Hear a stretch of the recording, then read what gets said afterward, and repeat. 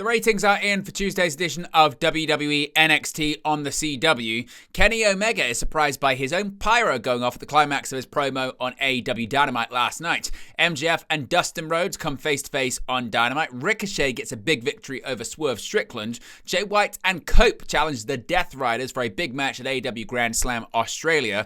Toni Storm or Mariah May? Which one was which last night on Dynamite? We'll let you know the details on that. A Continental Championship match has been confirmed for Grand Slam Australia. The Guns return on Dynamite and get an AEW World Tag Team title opportunity against the Hurt Syndicate. Mark Davis is revealed as the brand new member of the Don Callis family. WWE reportedly is hopeful that Dakota Kai will be cleared for in-ring competition soon after recovering from a concussion.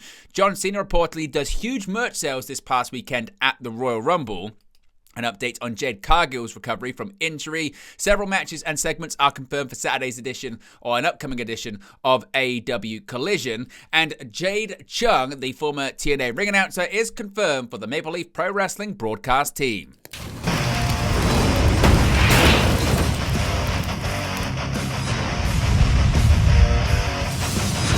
Hey guys, welcome back to Wrestling News 365. Hope everyone is doing very well. As always, there are plenty of news stories to get into in the world of professional wrestling. Let's begin with the ratings for Tuesday's edition of WWE NXT on the CW. Tuesday night's WWE NXT episode averaged 766,000 viewers on the CW, which is down 7.4% from last week. It's the lowest audience total for the show so far in 2025. In the 18 to 49 demo, NXT drew a 0.20 rating. That's up 5.3% from last week and ties the third highest rating the show has done in that category since October 8th. The show went head-to-head with a Boston Celtics versus Cleveland Cavaliers NBA game on TNT that averaged 1.308 million viewers and topped all of television with a 0.42 rating in the 18 to 49 demo. As compared to the same week in 2024, NXT's overall viewership was up 17.9%, while its 18 to 49 rating was up 5.3%. Now, going to AEW Dynamite last night, Kenny Omega was caught a little bit off guard. AEW ended a fiery promo segment on AEW Dynamite with some pyrotechnics that even surprised Kenny Omega when they went off following his closing catchphrase. Now, Will Ospreay had a match against the latest member of the Don Callis family, which we'll talk about later on. Omega said the cheers of the fans brought him out as he and Ospreay stared down Konosuke Takeshita and Kyle Fletcher, who were held back by Callis on the stage. He said he could fight right now, or they could pack their bags and get ready for their match at Grand Slam Australia on February 15th. As Omega bid fans adieu and ended the promo with a bang, the pyro went off on the stage, including fireworks and fire. It continued for several seconds, and the camera cut back to Omega and Ospreay in the ring, with Omega looking startled by all the noise. "That one even shocked me," he said, with Ospreay grinning behind him. Fans took to social media to express their love of the epic pyro for their favourite star. Some even said on X that AEW should set it off for every goodbye, mwah, and goodnight bang that Omega does on the show. Now, we saw a heated face-to-face confrontation last night between Dustin Rhodes and MJF. MJF and Dustin Rhodes got into a war of words on the February 5th episode of AEW Dynamite. MJF began his promo by mentioning that he got rid of Jeff Jarrett and that AEW stands for All Elite Wrestling, not All Elderly Wrestling. After a brief interruption from Max Caster and Hangman Page, MJF tried to get back on track but was once again interrupted by Dustin Rhodes. Rhodes said that MJF needs to keep Owen Hart's name out of his mouth and he shouldn't be talking about past addiction because Dustin fought and beat addiction. Dustin said that MJF is not the devil because he's been to hell and made it out alive. Dustin said that he's better than MJF and MJF knows it. MJF responded by saying it took Dustin his whole career to get out of his father's shadow and now he's in the shadow of his little baby brother, referring to undisputed WWE champion Cody Rhodes. Dustin hit MJF, leading to a brawl between the two men. Security broke up the brawl, but MJF escaped and kicked Dustin below the belt. This then set up a match for next Wednesday's edition of AEW Dynamite on TBS, which was confirmed at the close of the show. Now, Ricochet got a big victory last night on AEW Dynamite. The February 5th edition of AEW Dynamite was headlined by a heated singles clash between Swerve Strickland and Ricochet. The match had been building for over a month, with Strickland and Ricochet trading verbal and physical jabs in recent weeks. In the end, Ricochet was able to score a big upset over the former AEW World Champion. The finish of the match saw Strickland kick out of both a 450 splash and a shooting star press from Ricochet. Strickland then went up for a swerve stomp, but Ricochet blocked the move with a low blow. Ricochet went on to score the pinfall victory after clocking Strickland with a spirit gun. With the result, Strickland has now lost 2 out of his past 4 singles matches in AEW. Now, Jay White put out a big challenge last night on AEW Dynamite. He wants the Death Riders in Australia. The February 5th edition of AEW Dynamite kicked off with a huge brawl between the Death Riders and the group of Jay White, Cope, and FTR. After the dust settled, Cope begged Jon Moxley to accept his challenge for a match at AEW Revolution. Moxley quickly declined, saying that Cope didn't deserve anything. Moments later, Jay White made a challenge of his own, proposing that he and Cope should face the Death Riders duo of Jon Moxley and Claudio Castagnoli in a Brisbane brawl at AEW Grand Slam Australia. The match seemingly was confirmed once the show went off the air, with the match set to take place on the February 15th show. Now, Toni Storm got fans talking, as she always does, last night on AEW Dynamite, because Toni Storm's Oscar chances just went up. The February 5th edition of AEW Dynamite was supposed to feature a singles match between Toni Storm and Queen Aminata. Instead, Justin Roberts announced that Toni Storm would be playing the role of Mariah May for the match. Storm came out to May's theme song and was dressed as in one of her former attires. Now, Storm went on to pick up the victory over Aminata, pinning her after using May's signature Mayday maneuver. Of course, the two are set to face off soon. Storm is set to challenge May for the AEW Women's World Championship at AEW Grand Slam Australia.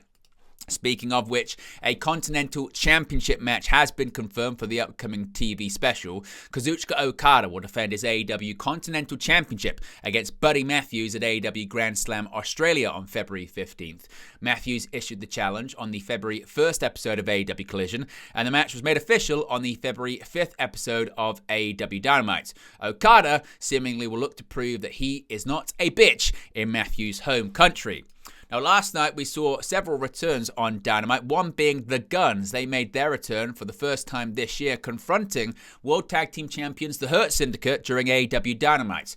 Austin and Colton Gunn last wrestled in September last year, teaming with Juice Robinson to defeat Cage of Agony in trios action, but had reportedly been sidelined through an injury to Austin Gunn and unable to travel with the company until last week, when the pair were teased to return in a vignette.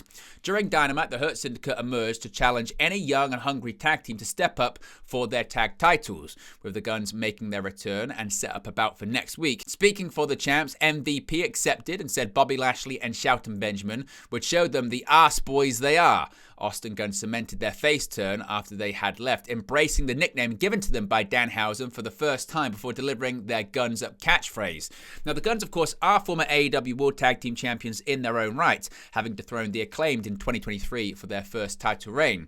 They became Unified World Trios Champions last year alongside Jay White, winning the Ring of Honor 6-man tag team titles in January and later the AEW Trios titles in April.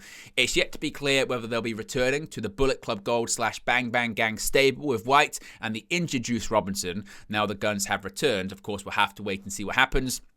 Billy Gunn might also be available for a reunion after the Acclaimed recently officially broke up. Now, Mark Davis was the shock new addition to the Don Callis family last night. Don Callis has been promising a new member of his family heading into Wednesday's Dynamite. While theories abound, no one expected the new member to be Mark Davis, the outspokenly anti-Don Callis former IWGP Heavyweight Tag Team Champion and Aussie Open member. Davis made his Don Callis family debut on Wednesday, wrestling Will Ospreay against his will. Callis was on commentary explaining that Callis had signed Davis and Kyle Fletcher's initial AEW contract, which granted Fletcher power of attorney, meaning Fletcher could force Davis into the employ of Callis, despite Davis wrestling against the family constantly. Fletcher especially after his recent return from injury. Davis spent much of 2023 and 2024 out of action, only for Fletcher to be pulled under the wing of the villainous Callis. Davis was unsuccessful in challenging Ospreay, who defeated Davis soundly in the opening contest of Wednesday's show. Ospreay, of course, is set to team up with Kenny Omega to take on Konosuke Takeshita and Kyle Fletcher at the upcoming Grand Slam TV special in Australia. Switching over to WWE, a big update here when it comes to Dakota Kai. Dakota Kai will reportedly be back on the road for WWE soon after sustaining a concussion at the end of January. According to PW Insider, the hope within the company is that Kai will be cleared to return to action on WWE Raw within the next few weeks. One of the outlet's sources said they believe Kai would be back at the end of February, if not sooner. Kai missed out on competing in the Women's Royal Rumble match over the weekend, which was won by returning Charlotte Flair. Kai was recently in the finals of the tournament for the Women's Intercontinental Championship, but was defeated by Lyra Valkyria. She defeated Zoe Stark, Shayna Baszler, and Katana Chance in the tournament to get to Valkyria in the final. Kai last competed in a tag team match with Io Sky against Baszler and Stark on Raw. Kai recently returned to the Red Brand in November after a knee injury that required surgery on her right meniscus. She was written off TV when Pure Fusion Collective's Baszler, Stark, and Sonya Deville attacked her backstage. Prior to that, she was sidelined for nearly a year after another knee injury when she tore her ACL in May of 2023.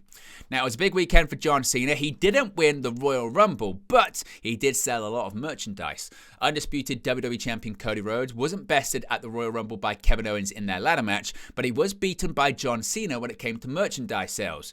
According to Fightful Select, contacts close to both Fanatics and WWE said that Cena was the top merchandise seller for talent during Rumble weekend. The outlet confirmed that generic WWE and Rumble branded merchandise like t-shirts and title belts sold the best, with Cena coming up second overall and Rhodes in third place. Rhodes has been a top seller for the last few years, according to Fightful. The winner of the men's Royal Rumble match, Jey Uso, was third for talent, but his merchandise sales went through the roof after winning the match. Fightful reported that it was hinted that Reigns rounded out the top 5, but it wasn't confirmed. Alexa Bliss's merchandise also sold well after she returned during the Women's Royal Rumble match. Following a 2-year hiatus, Bliss debuted a new version of the Lily doll, seemingly inspired by the Wyatt 6, with a 6 sewn into one of its eyes during her entrance, which is now on sale for $45 and listed under most popular on Shop WWE. Now, we have more details when it comes to Jade Cargill, her recovery from injury. Former Women's Tag Team Champion Jade Cargill hasn't been seen on WWE television since being attacked backstage and left on the hood of a car by an unknown assailant on the November 24th episode of WWE SmackDown. Though many fans expected her to be back over the weekend, Cargill didn't enter the Women's Royal Rumble match. It's been reported that Cargill has been at the WWE Performance Center, and Takedown on SI confirmed on Wednesday that the star is actively training to get cleared as soon as possible ahead of WrestleMania 41. The outlet said the nature of her injury still remains unclear. It was reported in December that Cargill was dealing with a legitimate injury, though it hasn't been clear what happened to the star or when. Brian Alvarez said on an edition of Wrestling Observer Live that Cargill's injury was serious.